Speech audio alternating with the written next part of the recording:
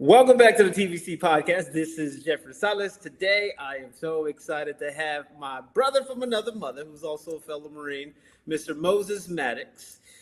He is a Marine Corps veteran, a leader in recruitment and talent development at Veterans to Energy Careers. And we're here going to explore his journey of service, transition, and purpose.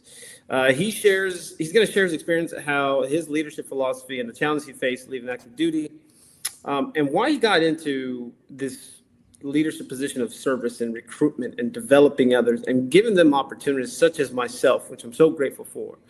So stand by, get some notes, and we are going to dive in here. Moses, welcome to the podcast. Thank you, sir. I do want to say people like you are the reason why I love my job. I'm just a small part of your overall journey, and to see what you've done since 2016 when I met you, and what you're doing now, like seeing you come up on LinkedIn and finally seeing those three letters that I always thought you were capable of, CEO. Like it's a good fit, and you see that and you're like, damn, I love this job. This is what it's about. Seeing people come up, And thank you, brother. Congratulations on everything. Thank you, brother. I appreciate you. Like I said, I think I'm going to declare this publicly. I barely passed high school, and one of the courses that I almost failed in high school was my senior year, and that was a teacher assistance for a football coach. I never went there, and I told him, I said, "Look, I really need to pass this course. I'm going to the Marine Corps." He said, "The only reason why I passed you was because you said you're going to the Marine Corps." So when I got to college, I didn't know if I was going to be able to pass college or not because I didn't do too well in high school. But it was Moses who shepherded me along the way, had this whole spreadsheet, how you're going to do it, playbook. And I'm just like, man, this guy, you're the reason why, man, the ultimate planner. And you helped me kind of shape my career path and choices. So I want to thank you as well, man, and give you your flowers. I appreciate it. But a little bit about me. I grew up in Fort Worth, Texas. I wasn't great in high school either. Let's be real. Texas has the 45th ranked education in the state or in the nation. So, what are the benefits of paying attention to a crap product in the first place? That is a whole conversation. But, I didn't know what I wanted to do. School was boring, and if you're the type of person to join the Marine Corps, you're probably the type of person who's going to find high school really boring. Like, we're not the type of people that need to be in a classroom 8 hours a day. Let's talk about Pythagorean theorem and quadratic equations and proper subject-verb agreement. Like, who cares about that? I want to go blow things up. Right. It's not necessarily that I was this rage monster, but I just wasn't I had too much testosterone, too much activity, too much and the Marine Corps is definitely that place where you get all that gets to go out and come out and play too, right? And so, yeah, I was in the same way. Like, I barely graduated high school. I just didn't care, and I had no aspirations of going to college because, what is college? It's more of the same of this, right? I'm good, And so, yeah, I joined the Marine Corps, went to recruit. I enjoyed my last summer in Texas, but whenever you look at a globe or a map or, the internet was coming up in 99. So you could just Google Maps or whatever, and you realize it's a big world out there. And, growing up on the lower end of the socioeconomic scale, I didn't really get to get out of Fort Worth, Texas much. And that was the other part. I just wanted to see some other things. I just wanted to go, and I didn't care where I went. As long as it wasn't Fort Worth, Texas, I didn't care. Now, the Marine Corps will teach you early and often, be careful what you ask for because you might just get it. So I've learned to be more intentional in my requests. But yeah, I ended up, I signed up as an avionics technician and went to that class in Pensacola, and come to find out that I was horrible at math. Like, me and math do not get along. And the Marine Corps, in their loving wisdom, sent me to dispersing school in Jacksonville, North Carolina. And then, of course, I got stationed in Camp Pendleton. I'm bad at math, attention to detail, untreated PTSD, or not PTSD, ADHD, whatever it is you want to call it. Like, I was not the type of guy that's supposed to be behind a cubicle. And I spent most of my time PAD because, the unit that I was part of really saw fit that I was more problems than what I was worth. So like, but so I ended up deploying twice, once in '04 with mortuary affairs and once in '06 in civil affairs. And then I got out,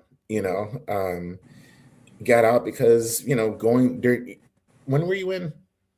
2007, 2012.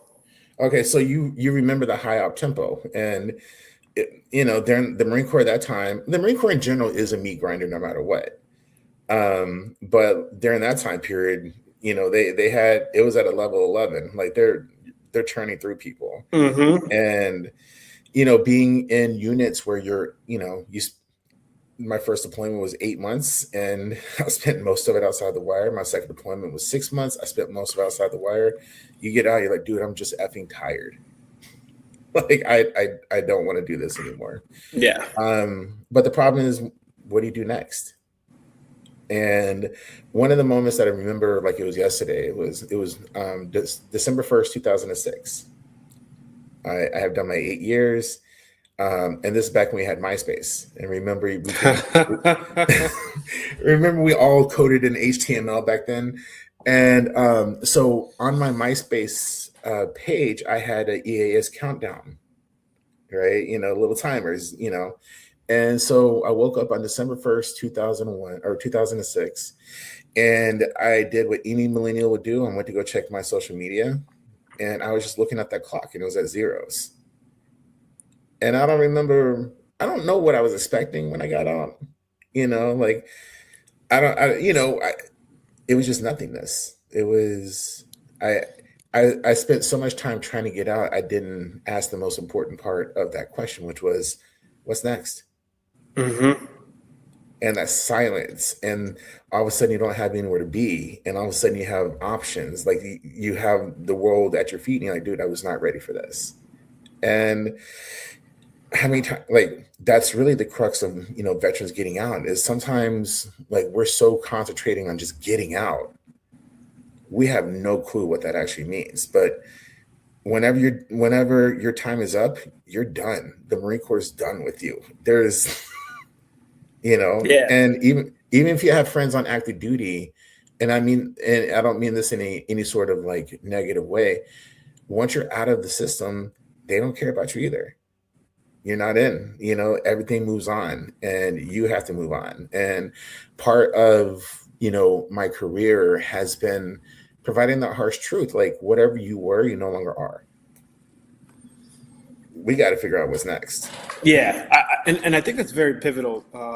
Because it sounds like what you're talking about is, a bunch of 18, 17-year-olds, leaving middle of nowhere America, joining this, fraternization, this big old brotherhood, fraternity, joining it, and then, do 5 or 8 years, 10 years, or whatever they did, and they come out, and now I got to adjust to this society again. I don't even know, like, what do I do? Do I wear a suit? Like, wait, what? Who do I talk to? Like, is there a duty? Like, like, how do I adjust to all these things going into that? And I think you hit the nail on the head, because it's like, what is my next mission? What is my next purpose? Where am I going to next? And like for me, similar to you, coming from Fresno, I knew if I didn't join the Marine Corps, I probably would have got my high school girlfriend pregnant, probably would have been working at McDonald's, and then I would have dropped out of City College and probably got a job in construction. I knew that was not for me. I had to leave. I had to get out of there. It would not have been well. So I can see how what you're talking about here. What, I guess, how has that shaped you, your military service to what you're doing now? Like, what has it taught you? Of course, the discipline, of course, the accountability. Sounds like you dealt with money. That's cool. Hopefully, you got to, hang out with Saddam and maybe had a couple of gold bars for yourself. I wish. Well, the biggest thing I learned was people are people. Mm-hmm. Like being in mortuary affairs and being in civil affairs, you interact with the civilian population a lot. And the Marine Corps, we're war fighters. Like this is not a knock on this is us doing our job. This is the Marine Corps doing its job. Mm-hmm. And the reason why I preface it is because sometimes people will look at me like, oh my God. Like, no, this is if you want to win wars and if you want to win battles, this is how you have to think about them. They're not human. They're the enemy. Be ready to kill. Like that's who they are. So we have that dehumanizing language that we use to describe people in different countries, no matter where we go, especially if we're in combat. Right. But in working with these forward operations that interacted with the civilian population, you start to learn about them. And like what's really our goal in life? To eat some good food, drink some good drink, hang around some good friends, and if you're lucky, see something naked, right? Like that's all. A couple times a week we're just fine. Like, and all of a sudden you see that's their goal too. They just want to they just want to live a comfortable life. Like one of the things that drives me crazy on something like LinkedIn is like, this is how you could be a millionaire, blah, blah, blah. And it's like, dude, most of us don't even care about that. We just, like nobody does. And I mean, you could even go back to growing up in the hood. I don't know how you grew up, but like your neighbor that's probably from a different country, they're immigrants too. Okay, well, how do you guys find out what their culture's like? Go spend time with them, talk to them, right? It turns out you guys are growing up together, probably both play sports together. It's a little different, but I mean it's a similar situation where you grew up with learning different cultures and how to interact with them, and it gives you more honesty, integrity. I think, and I think that's what you're kind of getting at. Well, also it allows you to give people a chance, right? And who are you? Like so many times, especially in today's social environment, like it's a binary thing. Either you're on this side or on this side, and once you identify this side or that side, you assume things of people. And then it's like, no, that's a narrative that was created for you. But when you look at the social statistics, all of us are kind of on the same page about a lot of stuff. Right. Yeah. We just want to send our kids to college and, again, eat some good food, barbecue it up on a Sunday, like why am I paying freaking $20 a pound for some carne asada that was $10 a pound last year? Like what's going on here? Right. Like, but like, so like we're in this war zone and all of a sudden I'm meeting people who I like. But the Marine Corps is telling me that that's the enemy. And maybe they are, maybe they aren't, but I see a lot of myself in them. Like in a weird way, there's times I saw more of myself in the people that, were pointing weapons at than the generals who are, telling, giving us motivational speeches. Like I don't have a bunch of degrees. I'm not making six figures. I'm not doing any. The guy that's telling me what to do, I have nothing in common with him. But the guy who's like drinking a beer on top of his house, watching the sunset, done that a few times in my life. I feel that. And so like it helped me approach people in a human way. And it's like no matter what you look like and no matter where you're from, like you're here. In this case, here is CSUSM. And you're here and you're trying to move on. So let's talk about moving on. Let's try to, like you whatever path you pick when you go to college, no matter if you're 18 years old, going from high school to college, or you're 24 and you just got out of the military and you're trying to find that new thing, right? You're here now trying to move on, right? It's a very human thing. What do you know about what you're moving on to, right? Like, so many students pick their majors based off of very arbitrary, though very pragmatic reasons, right? Like arbitrary. Oh, I did this thing. This sounds pretty cool. This thing makes a lot of money, so I'm gonna go do that. Or, this kind of relates to my MOS, so I'm gonna go do that. But what do we know about any industry unless we're in it, right? So, but you got to pick something, and it's pragmatic. California is expensive. we got to make money, and but then you sit there with students, you ask them the real questions like, what do you like doing, right? Like, let's not talk about, let's take money out of the conversation. What are those things you like to do? And what I've learned is that if you do the things you like, the money tends to come. Right? Like even in our conversations 10 years ago, we didn't really talk much about money. We talk Like, about life and yeah. purpose and you know, go doing what I needed to do. I mean, granted, I was married at the time, and now I'm a bachelor once Mm, again. But to me, I like how you talked about what do you like to do, because a lot of times we just rush into something right to the next thing, right? When we get out of the service, what I've been telling folks is like, go take a vacation, man. Go do Starbucks, or go do like we were talking about earlier today before we started this. Like, go do something different. Go figure right. out. Go travel a little bit. I have some clients right now that he told me when he retires, he's gonna take a 1 year backpacking trip. Him, his wife, and their baby. They're gonna go all the way to Asia and backpack. Like, he's Oh done. yeah. Like 20 years, I'm done. He's like, I'm gonna go backpack, and I'm gonna grow my beard on the day before I leave. I'm gonna grow it just to kind of tell the man what's up. I'm not gonna shave the last day. I'm gonna get a Moses beard going on. But I like how you talk about that, because I feel like that's where creativity comes from. I mean, a lot of vets, especially Marines, I mean, they go on and do Hollywood. Like, how do you go from a rigid situation that you're disciplined, focused situation, very organized, to go into freaking Hollywood or the arts? And a lot of vets do that. And I feel like it's awesome, because I feel like that's now their MO to express themselves. Adam Driver, great example, right? Right. Juilliard, Star Wars, like I think it's phenomenal how they actually hone into those talents and gifts, and that's something that you have been, I think, focused on, right? Since you're transitioning, in your experience, right? Like, what caused you to say, I want to help people by developing them and having them hone in on their skills and their gifts, man? Because everyone has a gift. It's just Right. the unfortunate thing is that we need people like you and I to just say, you do got a gift, go use it, man. Don't waste it. Right. And so I get out of the Marine Corps and I immediately start working at LA Fitness. Mm, And I essentially have two jobs at LA Fitness. I'm working the front desk, and then I'm part-time personal trainer. mm, And, I enjoy personal training. I enjoy, being motivating. I enjoy teaching about fitness, and like that was great. What I hated was the sales part.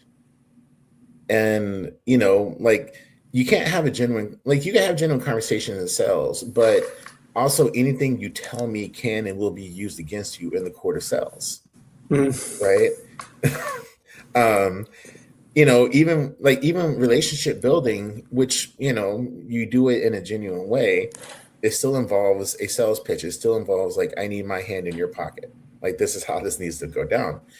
And so I loved helping people and seeing people grow, and little things like just adding 5 to 10 pounds on your PR on any lift. That's going to give you a little skip in your step, right? You're gonna Mhm. all of a sudden, like, there's nothing better than when you start working out and you get your first baby gains.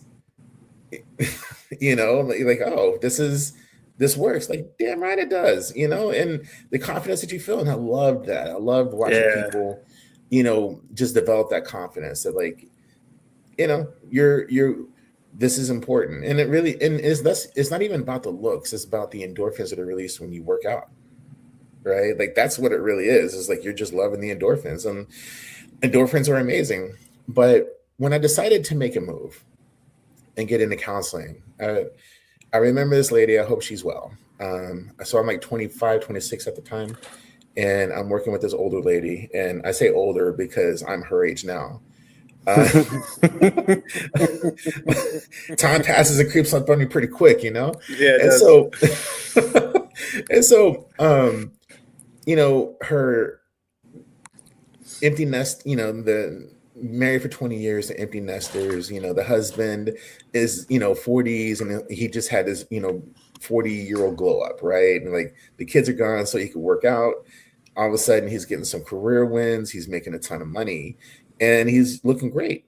And she wanted to work out and get into shape because she just wanted to make sure that she looked good for her king, right? And so he Mhm. was running an internship program, and he was working with college kids, and not to objectify them, but we're not blind either.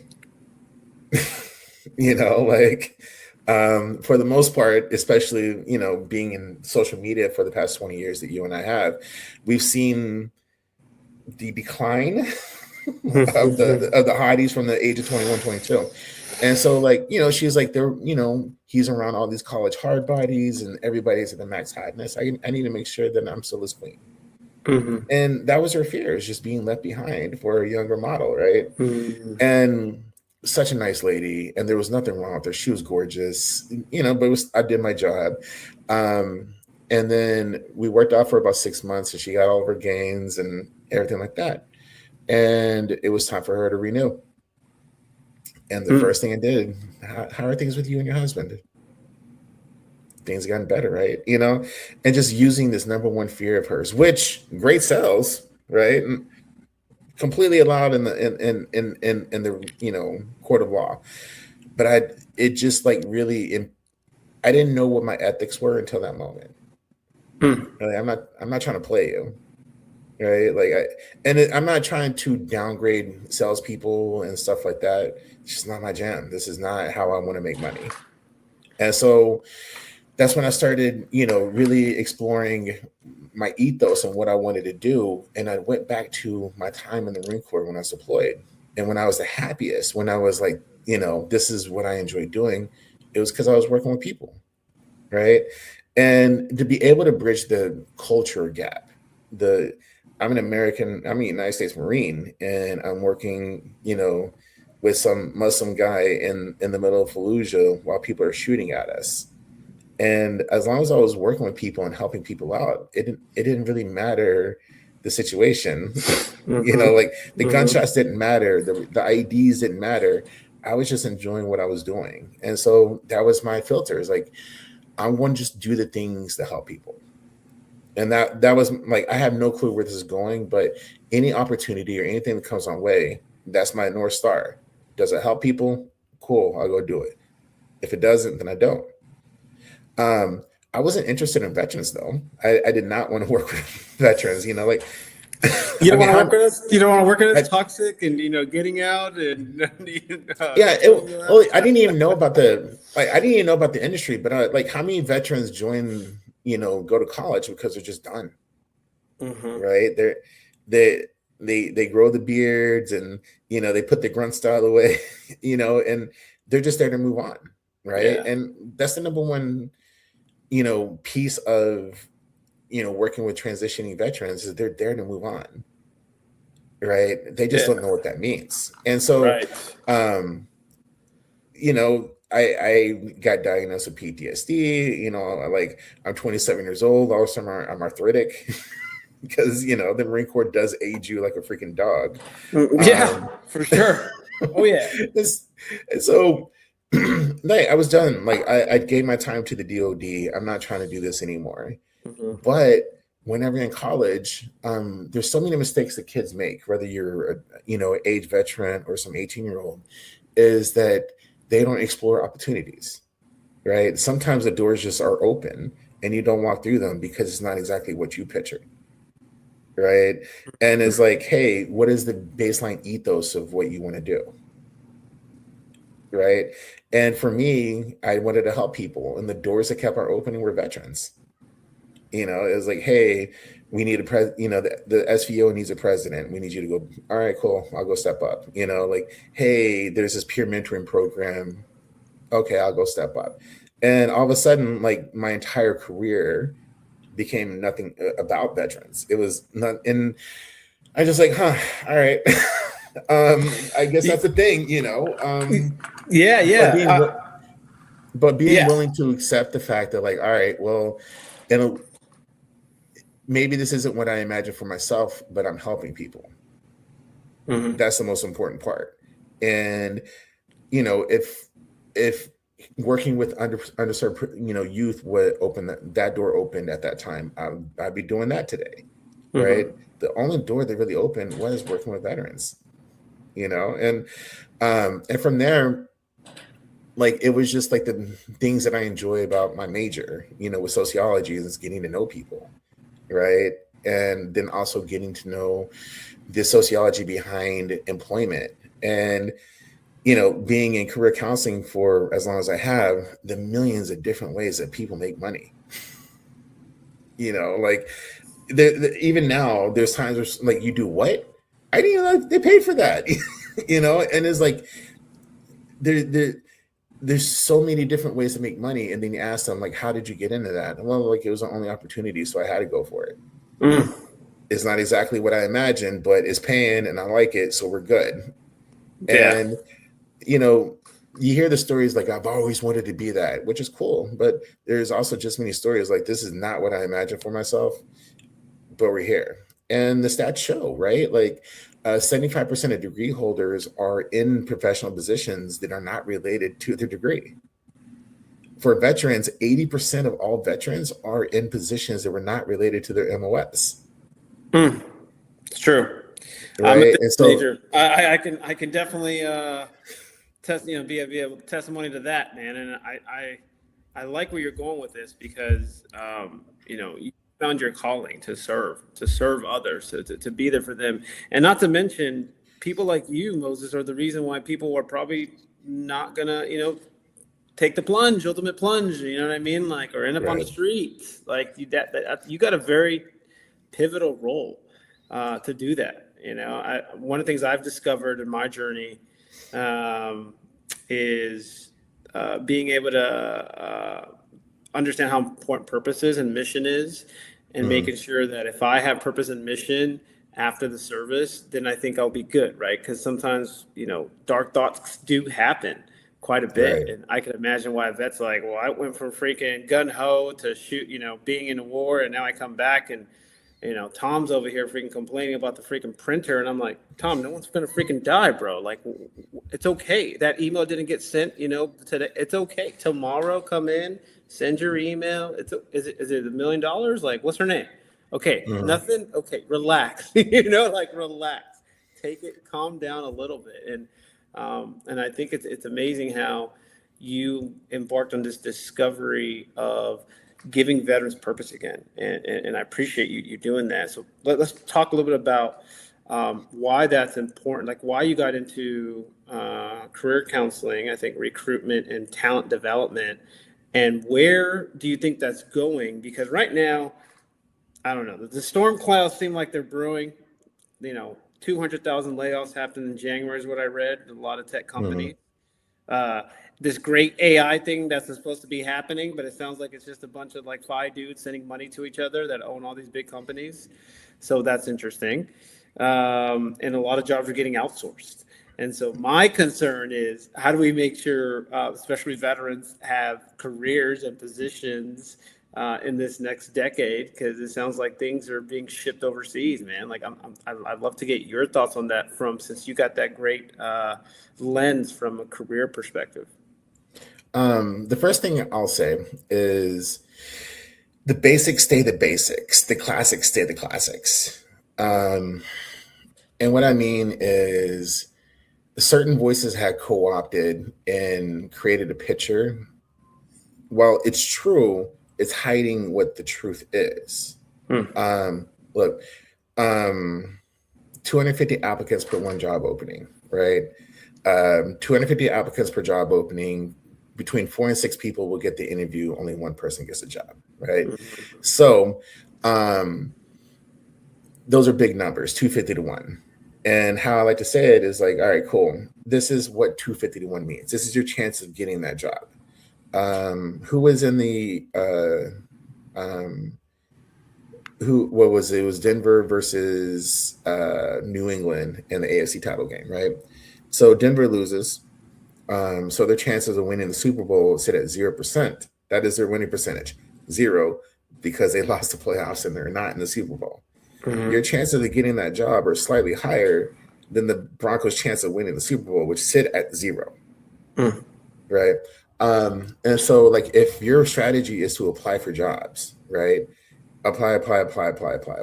You're going to have to send anywhere from 50 to 200 resumes. And you're just hoping for chance, right? Like you're just hoping that you're lucky, right? But here's the thing, because of hiring laws in the United States, you will never ever have a conversation, or you let's hope you don't, of, hey, if you apply for this job, I'll make sure you get it.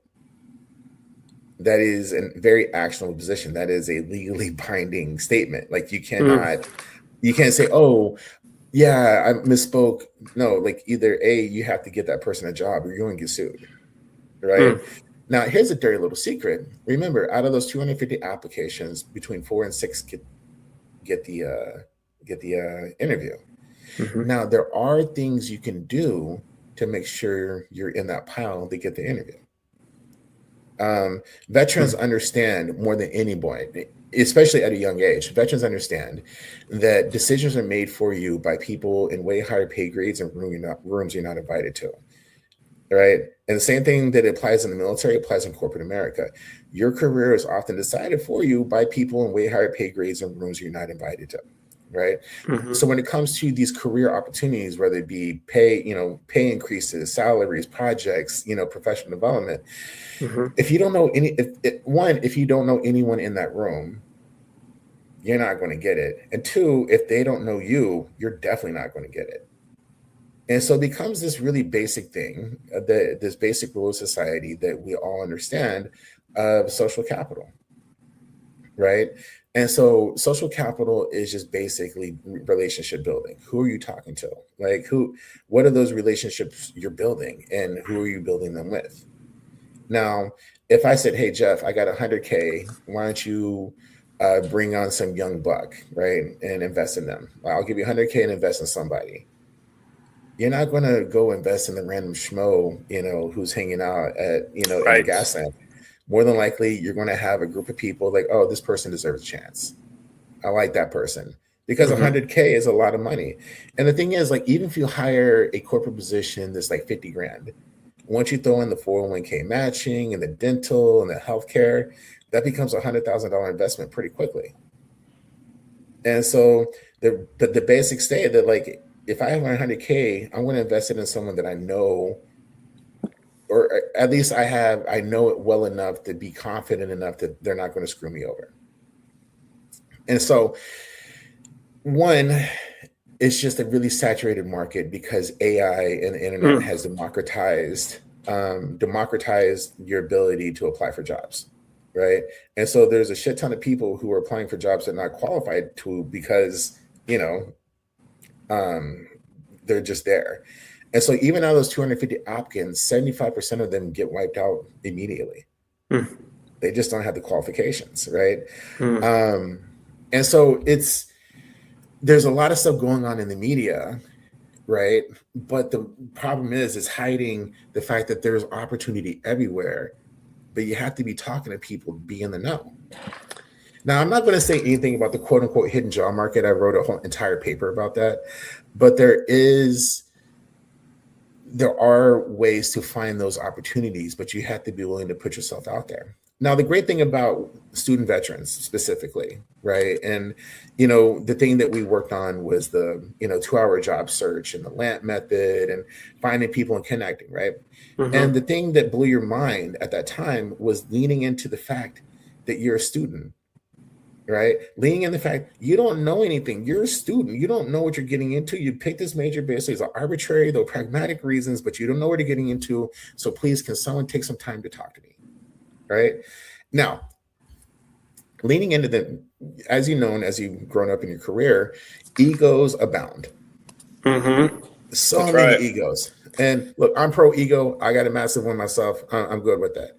But like whenever you have a couple wins on your belt, and all of a sudden you got some wisdom under your belt, and some young whippersnapper slides in your DM says, "Hey Jeffrey, I want to be like you when I grow up." You're gonna be like, "Sit down, little one. Let's talk." Right? Let's have a conversation. Yeah, yeah. Let's So, talk. real And so, quick. like, with that being said, it's if you listen to the news, it's doom and gloom, Yeah. right? And so, cool. Don't listen to, like, Denzel Washington said it best. If you listen to the news, you're misinformed. If you don't listen to the news at all, you're uninformed. So you have to take everything with a grain of salt. But the basics say the basics in the sense of, like, you have to build your social capital and you have to build your networks, right? And look, we're biological beings that are wired for relationships and connection, right? But it's not about overselling. It's about actually saying, "Hey, I don't know what I don't know. And you've been in the game for 20 years. You know a lot. I would love some of your information." Now, in business, relationships are transactional, right? But people think it's got to be a one for one transaction. and they don't understand valuations, right? And so like if some guy, 20 years in his career takes the time to speak to you, young student, and you don't know anything, there's nothing you could do for him. There's nothing. You're a student. He's good. The one thing you could do for him is don't waste his time. If he tells you to do something, freaking do it. And then tell him, hey, I tried this and this is what it worked, right? And it's like teaching these students, like, hey, you need everything. They don't need anything. But they do appreciate follow-ups. They do appreciate the conversation. They do appreciate the fact that you're not trying to sell them anything. You're just trying to learn. And so like in networking, when you do network your way into a position, it's never your first degree connection, right? Those people you immediately know. It's either the second or third, right? Like, hey, there's this position that opened up. Why don't you go apply it? Like, I know the person there. I'll make sure that someone takes a look at your resume, right? And so, cool. Like, that's all you can really ask for. You can't ask for a job, but you can ask for like actual human eyes on your resume, right? You can actually ask for an interview, right? But like people have to know who you are and they have to like you. And part of your brand, as we talk about it, boils down to two things. How do people feel when they talk to you? And what do people say about you when you're not in the room? The great thing is you as the job seeker have all the power to determine both. And like part of this thing that I do with students, as you know, is empowering you. Like, no, you actually have more control. You're not begging for anything, right? You're not, please, sir, can I have a job? You're, informing yourself that way, you can move about your life with some sort of confidence that you know what you're talking about and people like you. And then it goes from there. And so so that's the first part is the basics stay the basics. And it's not about resumes. It's about making connections, but understanding how to make connections, right? And building it from there. And like, I've never gotten a job that I applied to. I've never applied to a job. Like, I knew people who were like, we'll make sure you get the interview. And once that's my superpower. Once I get the interview, I'm going to get the job. Like, yeah, I got the personality. one of those. You mentioned a couple things. I think there's a lot to unpack. Yeah, but one thing you mentioned is authenticity. When you talk to people, man, like don't freaking talk to them like a robot. Like I think we're getting to an age where you mentioned the LinkedIn example, right? Oh, you're gonna make $1 million tomorrow, right? And you're gonna get all paid in crypto. It's like, okay, where does this guy, like, where'd you find this guy LinkedIn? Like, I don't know this guy at all, or this gal, right? Or they want to show some vivid image of themselves so they can sell themselves, which I get it, right? Instagram is now bleeding over to LinkedIn. Now you're seeing, a little people more revealing to try to sell themselves. Sex sells, I get that.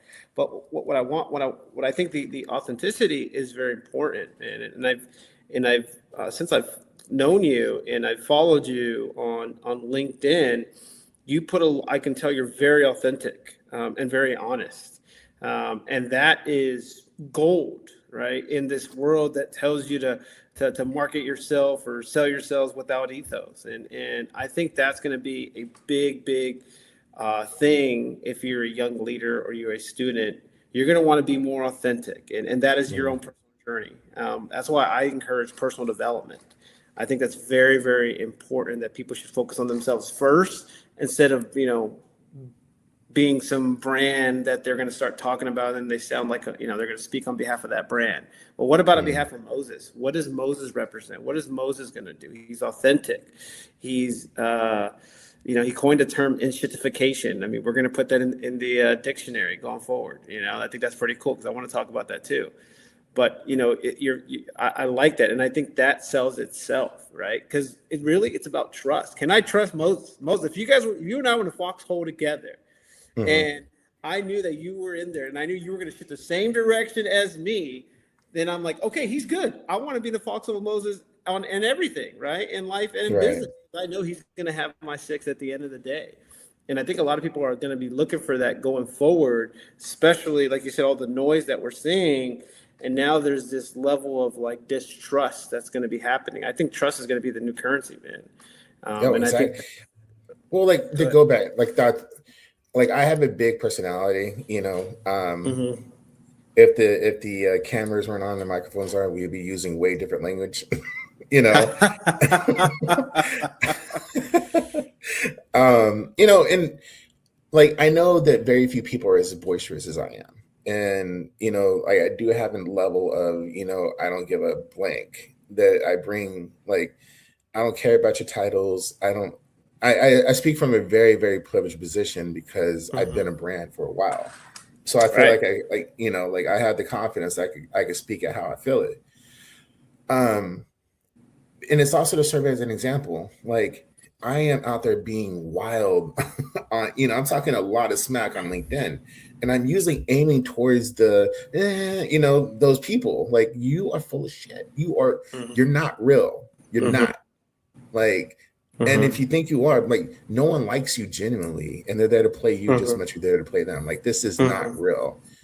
And it's to encourage the students to like, you're not being yourself does not limit opportunities, Exactly. Hey, right? say that And louder. yeah, and it's so like, oh, Northrop Grumman doesn't want me because of what I said on, this. Maybe you don't want to work for Northrop anyway, right? If you can't be yourself, what's the point?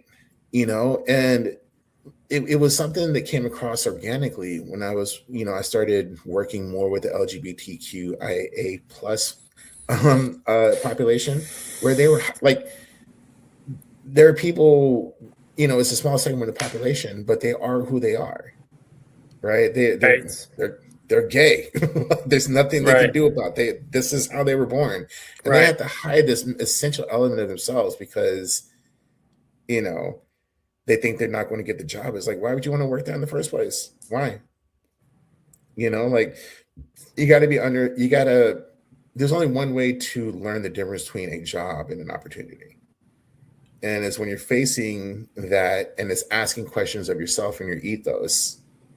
And it's like, no, it's just a job. I don't want to work that, and expanding that to other things of, in interview prep, they will pick their words, I am a motivated, blah, blah, blah. It's like, shut the F up, man. No one talks like that.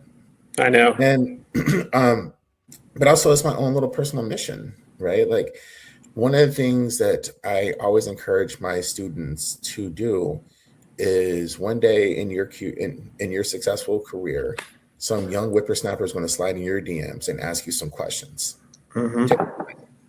right? Because there is a lot. I don't know if there's a lot. I don't know if there's more. I don't know the stats, but a lot of people aren't talking to each other. They much rather talk down to each other on social media. But like when you sit down and talk with somebody, again, like I said earlier in this episode, you'll find that you have a lot more in common than you don't. Perfect And example. Downtown, there's a guy that owns a cigar lounge on 4th Street. He's from Afghanistan. And so him and I are going to be grabbing lunch together because I love Afghanistan food. But it's just one of those that's like, because him and I met through there, because there's also a hookah lounge. It's how it turns out I've been to some of the places that he's been at, his family's from. So I'm like, dude, I'd like to buy you a cigar, man. Let's just hang out, talk a little bit. And it's one of those where like there's no animosity there. Like it's kind of where like they want to have conversations with you, and we have a lot of common. The thing, like you said, people, we do have a lot of common, man. We both want family. Some of us maybe like sports a little more, but everyone wants just a good life, right? Food or a person that cares about you, someone that wants to see you grow, and that's, I mean, that's the basics, like you mentioned on itself, and we have to talk to each other. The barbecue, I think, is a perfect example because we're breaking bread, right? That's what we do on Sundays. We break bread. People from the neighborhood. My roommate and I are new to the place. It's been like 4 months, and we've just been throwing barbecues, and it's a good way to meet people. And I think I think we need to probably go back to that, Moses. Start throwing more barbecues, more cookouts, right, like more less of these tools who have these algorithms who want to shape your thinking and your perception of things, and you just see people barking on it. Have you seen that meme where like there's these dogs that are barking at each other and like some guys like holding the gate, right? And he's pushing I it love back. those. Yeah, he's pushing it back, and the dogs like they'll stop barking, and then as soon as he closes the gate again, they'll just like, and Right. it's like that's people on these platforms. They don't know that they're being used and manipulated on these platforms. So I think it's important for people to understand that you should have your identity outside of whatever you're a part of. Like, find out who Moses is. What does Moses stand for? What is Moses' strategic plan for his life? What does Moses care about? Like, ultimately, you mentioned ethos a lot, and I agree with you. It's good to have that type of perspective and ethics and principles in a world that doesn't want you to have any principles and ethics and throw those out the door, because Well, it's those who are going to be I think that's a standing. real secret is that I think the world does, but like the stupidest voices are the loudest. Why? Well, that's what, like, let's take LinkedIn, right? Right. I had a recent post, and it's funny because I've been kind of catching my own I've been tracking. So usually when I post something, I'll have anywhere from 15 to 30,000 views, right? And then when I post some negative things about LinkedIn, it's like 500. And, like, hey, you don't need LinkedIn. LinkedIn doesn't want to get that message out there, so I get it. But you don't, right? And the reason why you don't is because it is social media. So it's influencer based. And influencer culture doesn't depend on intelligence, it depends on engagement. And engagement, people don't want to engage, like, to talk about intelligent things requires a type of brain work that you have to be in the mood for, right? Hey, this thing that you said is not true because of X, Y, and Z. And here are some papers that, confirm my stance. I don't want to talk about this. The truth, when you want to discuss things in an intelligent and truthful way, that takes a lot of brain work, and not everybody wants to do it. And it's not that they don't want to do it. They might not want to do it in that moment, or I got other things to think about, right?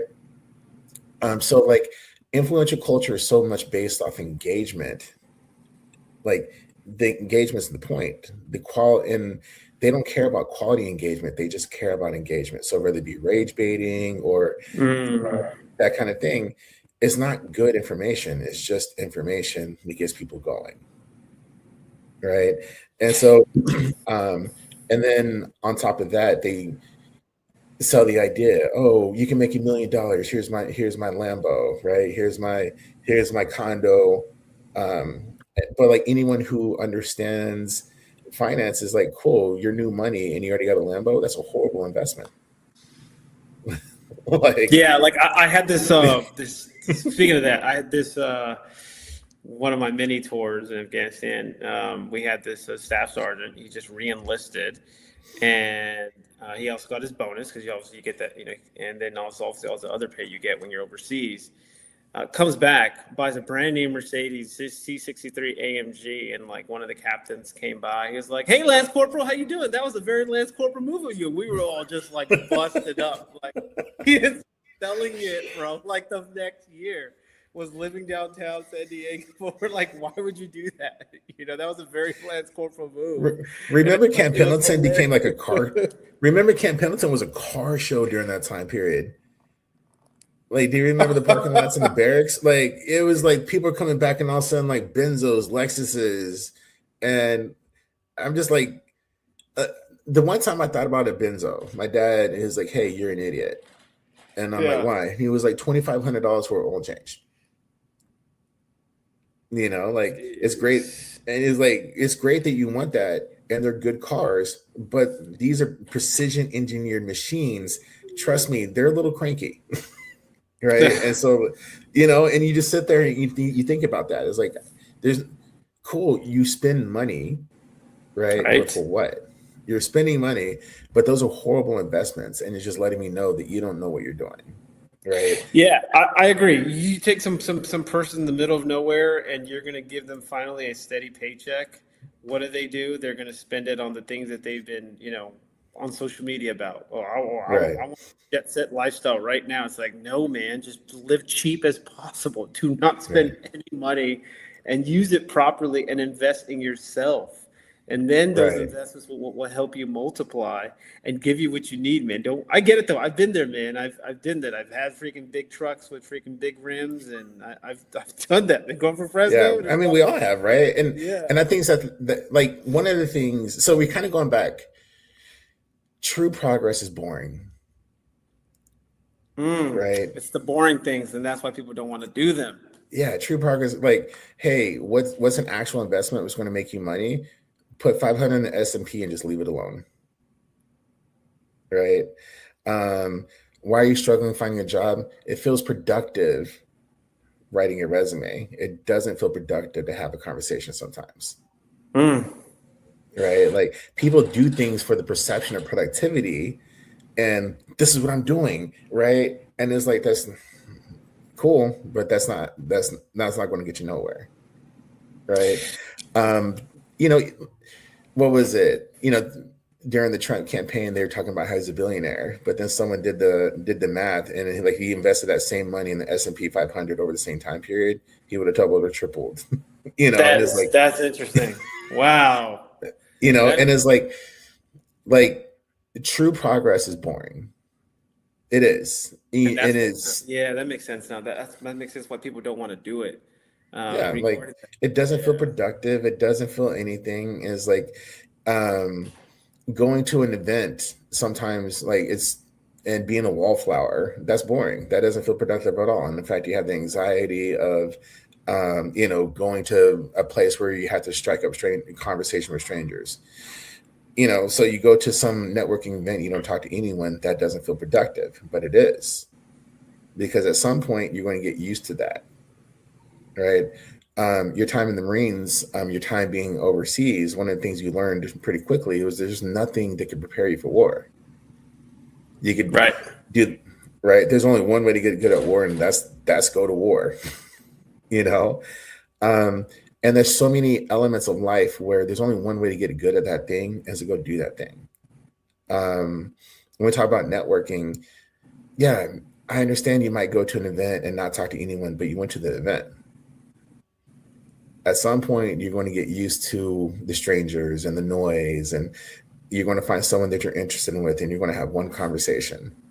And it might not go anywhere, but you had one conversation. It's going to be easier to have that second one and that third one, Right. And showing up is boring, right? Not talking to people is boring. Dealing with anxiety is dealing with anxiety. There's only one way to get good at it, and you got to go out there and do it.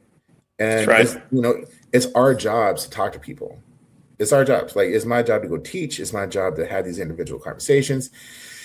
I don't know how many times like I've been in a public speaking thing or going to a public speaking event where I'm the featured speaker and I'm listening gangster rap, chugging a monster just to get up for the event, because like I got anxiety too. I'm speaking to a bunch of strangers, these are my ideas. What if you hate my ideas and they're boring? Right. But I trust the years and years that I've been doing the boring stuff, and laughing at some of the ironies. Like one time during my grad program, I remember it was an all-nighter. It's like 4:00 in the morning, and I'm just grinding.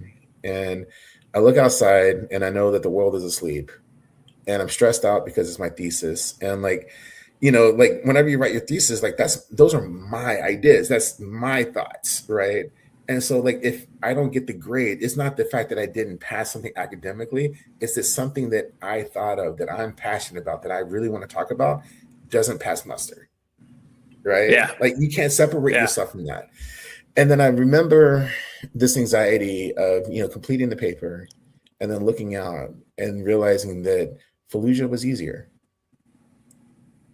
Like I had less anxiety in Fallujah getting shot at than I ever did completing this grad school work. And telling my thesis advisor that, and she was like, "That is disturbing."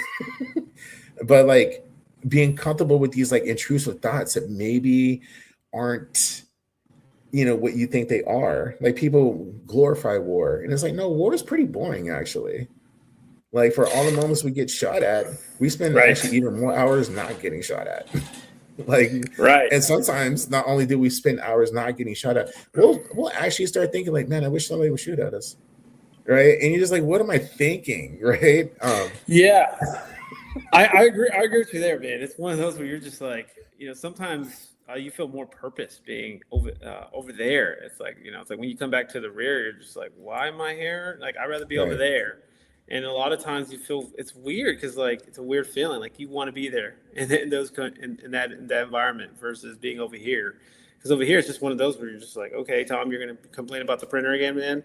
Like, come on, man. right. Get a life. Get a life. But Come join me in Afghanistan or come join me right. somewhere else and get like something thrilling and exhilarating. So I love that, man. And so Well, I I did yeah, want I to make guess another point. yeah. Go ahead. Like one of the things we talked about was Letterman and me being on Letterman and embracing boring. Yes. And Letterman was a culmination of 4 years of grinding.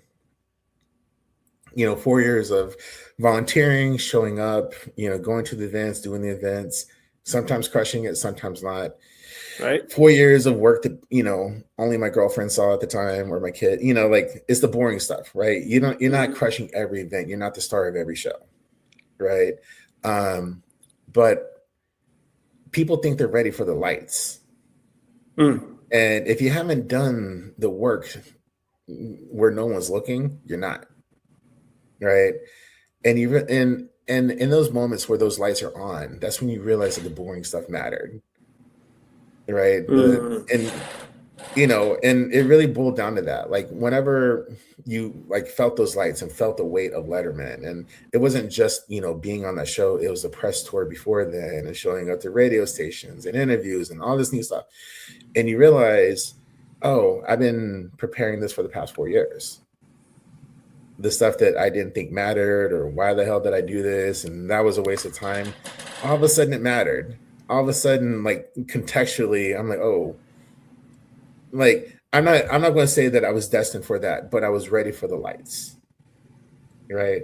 And all Yeah. that boring stuff, all that boring stuff. And think about your time in the Marine Corps. How many times did we run through, do it again, do it again, do it, even if we got it All the perfect, time. do it again, do it again.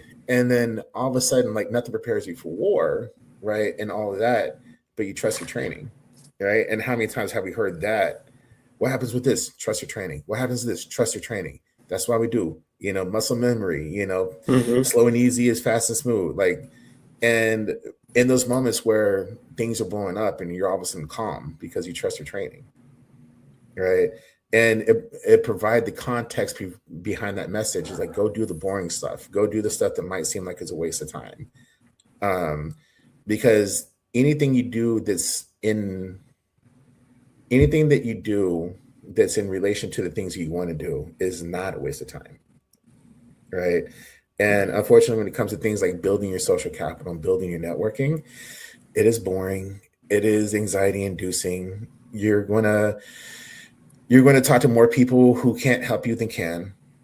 But once you get Mm-hmm. those reps in, and when the time comes, you'll be ready for it. And that's why it's like, just embrace the boring. Like, don't do the flashy. That's for other people. Most of progress is really boring, really incremental, and might not make sense until one day it does. I love that.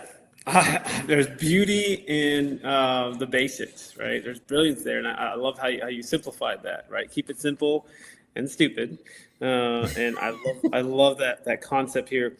So Moses, real quick, as we kind of get ready for this kind of last section, what are some things that maybe someone in transition or someone there in their career now, or maybe someone that wants to pivot to something different, maybe Mhm. go do Starbucks or just, something international or something different.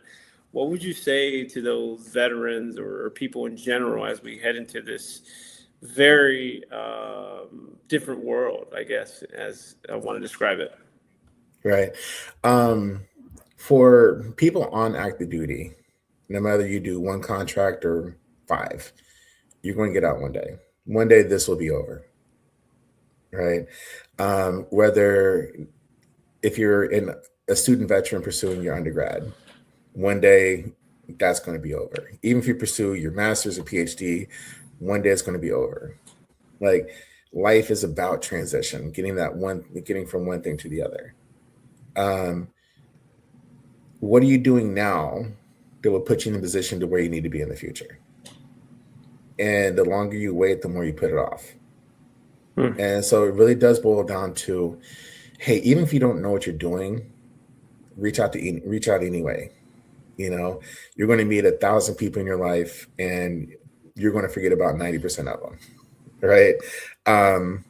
And so it's just about reaching out and embracing the fact that you don't know, and there's only one way to know. And a $5 cup of coffee, right? Don't think you're too good for that Starbucks job. There's dignity in all work. You know, if you don't know what you want to do, maybe a customer service job can help. You know, like, it really is about, the longer you delay getting in the game will pass you by. And so it's about being proactive and being on the offensive and just being genuine about who you are and like what your intentions are. Like, hey, and sometimes there's beauty in, I don't know. I have no freaking clue. You know, but there's only one way to go get that clue, and it's go out there and talk to people. Can I buy you a cup of coffee and pick your brain? Right. And being honest and vulnerable. I'm like, dude, I don't know what I'm doing. I don't know where I'm going. This is what I think I want to do. What do you do? Right. And it's just have a conversation with somebody. You can't build a network if you never talk to strangers. And you do it enough, one day you'll mess around and be good at it. And, you know, or, you know, find me on LinkedIn if you want to test my talking points out, if you want to test some questions, like, find people you trust and find people who you're okay looking a little dumb in front of. That's right. Right. You know, like, you're not going to nail it. But, you know, embracing that vulnerability, like, maybe I don't know, I don't look great right now. Like, oh, we'll work it out. Right.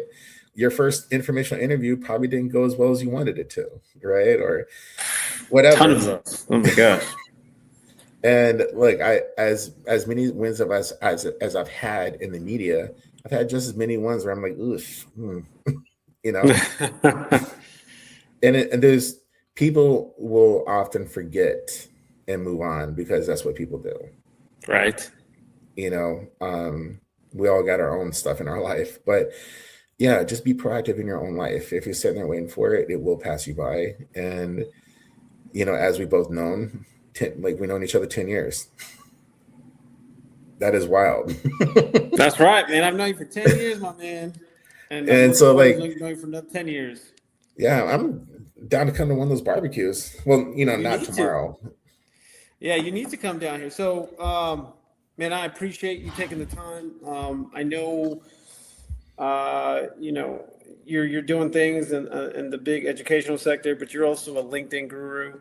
So, you know, for those listening later on to this, Moses is a LinkedIn guru. He knows a lot about career transition or career advice. You don't have to be a veteran, but he just happens to work with veterans since he is a veteran. And I encourage everyone here to pick his brain. I know he's a busy man. But, you know, he's definitely someone very honest, authentic, someone who will have your six, and someone who will guide you or at least give you some things to think about creatively or career-wise or life-wise. I mean, the man has a lot of advice here. So I'm going to be encouraging all of you to reach out to him. And, of course, he's a fellow Cougar. I'm a Cougar. And I'll keep it at the student level, Cougar-wise. I'm not going to say anything else about that. And so Moses, anything you know you want to leave us with, because I know there's some other topics we talked about that's probably going to be in a future session, because I'm definitely looking at dive into those. I mean, honestly, as you said, if you have any, my career has been paid for by the public. You know, whether it be my time in the Marine Corps, GI Bill, whatever. And so I make myself available to the public because I don't exist without your help. So if you do have questions, comments, concerns, reach out to me. I'm easy to find. I'm the only Moses Maddox on LinkedIn. And, you know, don't be afraid to reach out, and you'll find out that I'm a good entry to, you know, reaching out to others. So, yeah. Find me. Let's talk. All right. Thank you, Moses, and welcome to the TVC podcast. We look forward to having you on again. Thank you so much.